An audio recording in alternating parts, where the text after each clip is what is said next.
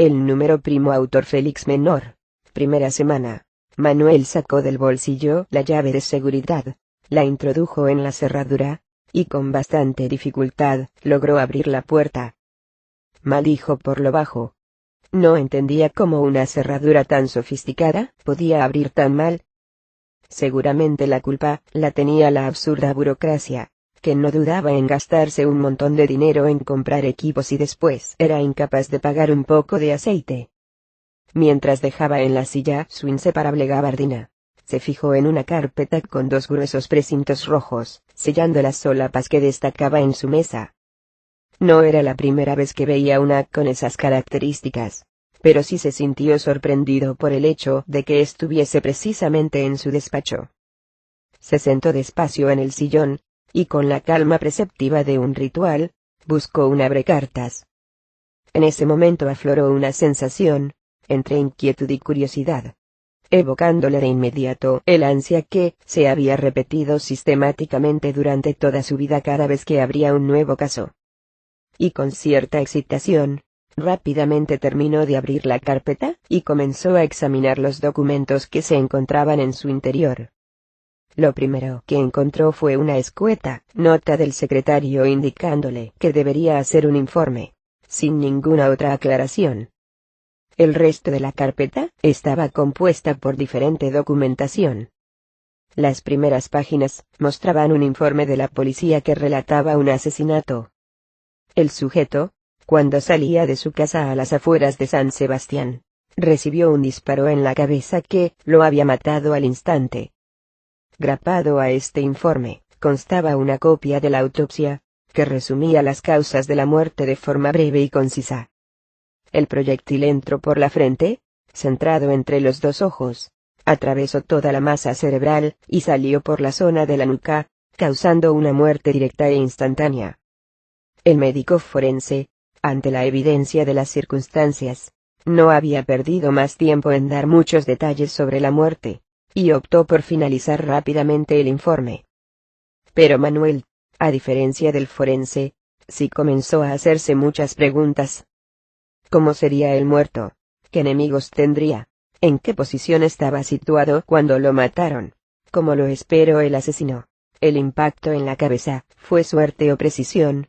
Y la fundamental, ¿por qué lo mataron? A cada pregunta le concedía más de una posible respuesta.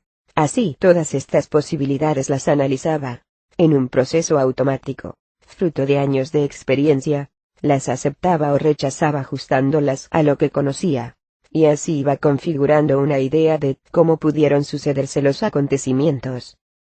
Siguió hojeando otros documentos generados por diferentes organismos y departamentos, sin que ninguno de ellos dijese nada especial. El fallecido aparentaba ser una persona normal, sin deudas, sin antecedentes penales, sin multas, sin incidencias con Hacienda, con la seguridad social o con la justicia. Más inusual resultaba que no estuviese casado ni trabajase, aunque tampoco eran circunstancias muy significativas.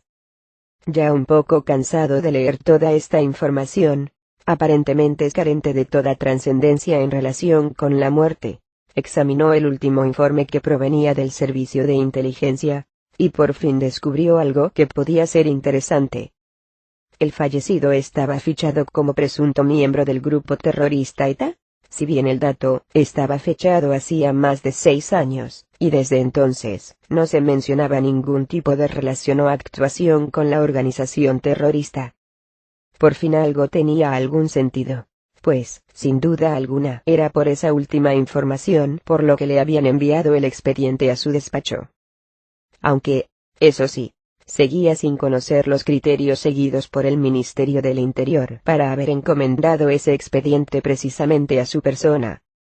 Fuera como fuese, en ese momento, se sentía muy satisfecho al tener algo concreto en que trabajar.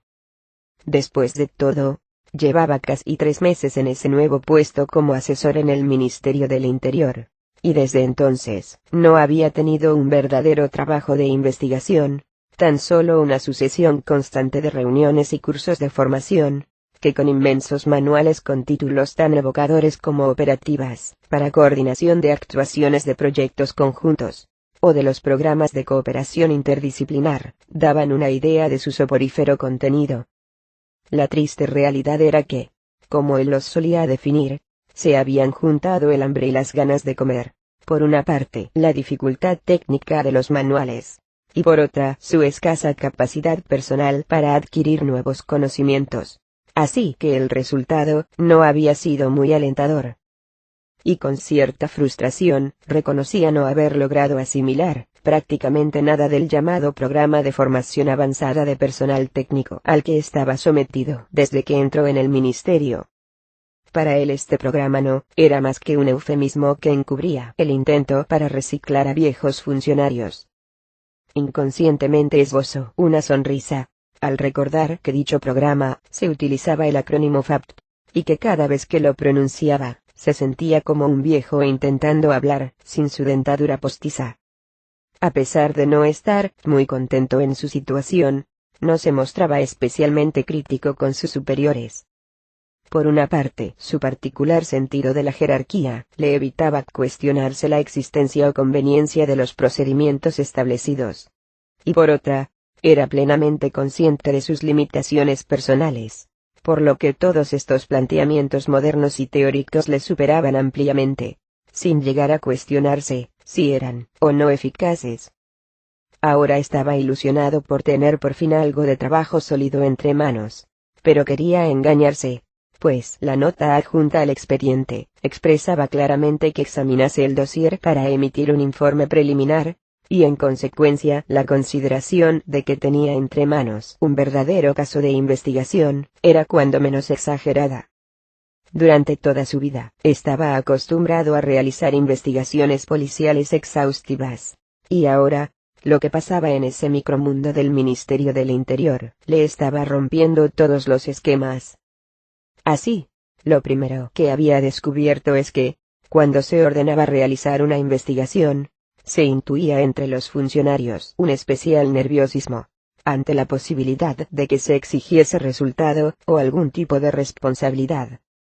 Pero los burócratas cuando quieren son astutos, y como respuesta a esta preocupación, se eludía tratar cualquier tema en profundidad, y para ello, ya se limitaban su compromiso desde el principio con los llamados informes preliminares, estudios básicos, o análisis segmentados. Si bien aún lograron mejorar esta ambigüedad al repartir la hipotética responsabilidad entre varios, para lo cual acudían a los llamados equipos de trabajo de evaluación inicial, comités de estudio o comisiones de investigación. La obsesión por eludir todo tipo de responsabilidad era tan alta, que en todos los informes existían coletillas que habitualmente ya se escogían para finalizar los mismos. Como la falta de información impide establecer conclusiones precisas, o aunque los actos examinados en este informe preliminar son aparentemente legales, no se descarta que en una investigación más a fondo pudiesen detectarse irregularidades. Y especialmente recordaba una particularmente brillante. El que suscribe este informe advierte que carece de los conocimientos especializados para el examen de la cuestión analizada, sin que quedase claro para qué diablos perdía el tiempo en hacer un informe a alguien que no estaba capacitado. Naturalmente el único pequeño inconveniente que generaba esta astuta burocracia era que los problemas quedaban sin solucionarse, pero, al parecer, se trataba de una cuestión secundaria en la que nadie estaba muy interesado, cumpliéndose el famoso principio no escrito de la administración pública. Los problemas no son cosa nuestra, las soluciones, tampoco, pero lo haremos constar por triplicado. Manuel consideraba todo ese papeleo burocrático algo totalmente inútil, aunque con cierto cinismo, reconocía que era el medio ideal para que un burócrata diese a un político una explicación lo suficientemente compleja y a la vez difusa sobre cualquier cuestión que